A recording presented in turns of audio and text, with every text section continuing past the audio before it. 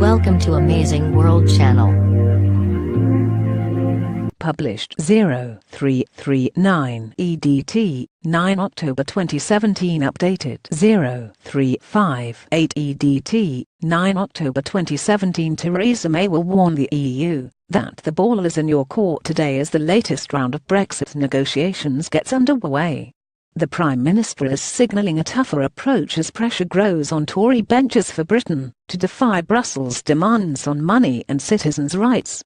Delivering a statement to MPs, Mrs May will attempt to move on from her cursed Conservative conference, which was followed by a half-hearted coup attempt. The Premier will dismiss the prospect of the UK making any other major concession before a crucial EU summit next week to decide whether talks can move on to discuss future trade arrangements. The Prime Minister, pictured going to church in her Maidenhead constituency yesterday, is signalling a tougher approach as pressure grows on Tory benches for Britain to defy Brussels' demands on money and citizens' rights, but she will insist the government can secure a deal to prove the Brexit doomsayers wrong. The bullish stance comes as the negotiation teams from the UK and EU renew battle in Brussels this afternoon. European leaders are set to decide next week whether sufficient progress has been made in the first phase to move on to talks on trade and a potential implementation period for the new arrangements. But the prospects of getting the green light appear very slim.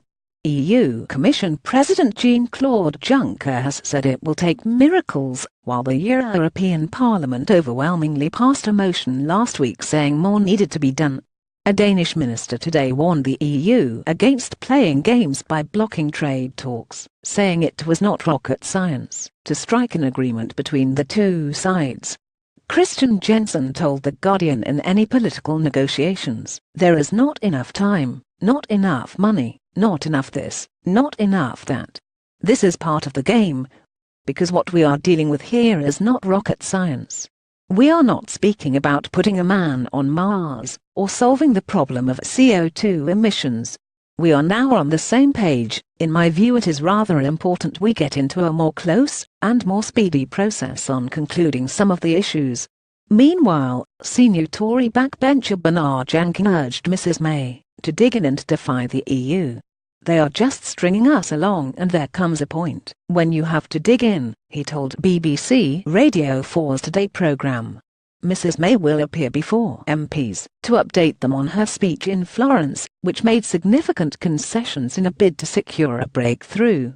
She will say a new, deep and special partnership between a sovereign United Kingdom and a strong and successful European Union is our ambition and our offer to our European friends.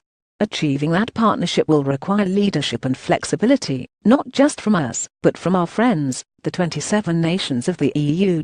As we look forward to the next stage, the ball is in their court. But I am optimistic we will receive a positive response. The negotiation teams from the UK and EU, led by David Davis-Left and Michel Barnier, are renewing battle in Brussels this afternoon.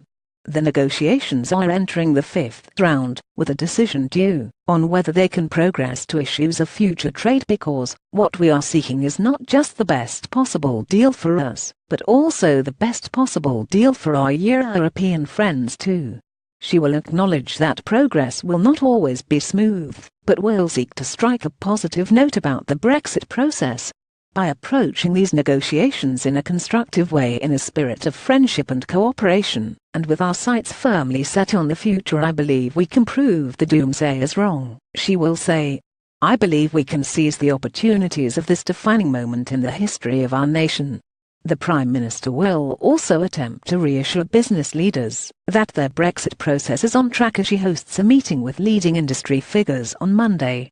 She will be joined by senior colleagues including Chancellor Philip Hammond and Brexit Secretary David Davis at the meeting in Downing Street. Representatives from firms including Aston Martin, HSBC, Morgan Stanley and Vodafone will be among those attending the meeting of the Business Advisory Council. The meeting follows warnings from RBS Chairman Sir Howard Davies that the damage to the city from Brexit is going to be quite considerable over time. And it comes as the British Retail Consortium warns that consumers could face rising prices and slower deliveries unless non-graduate EU migrants are able to continue working in the sector after Brexit.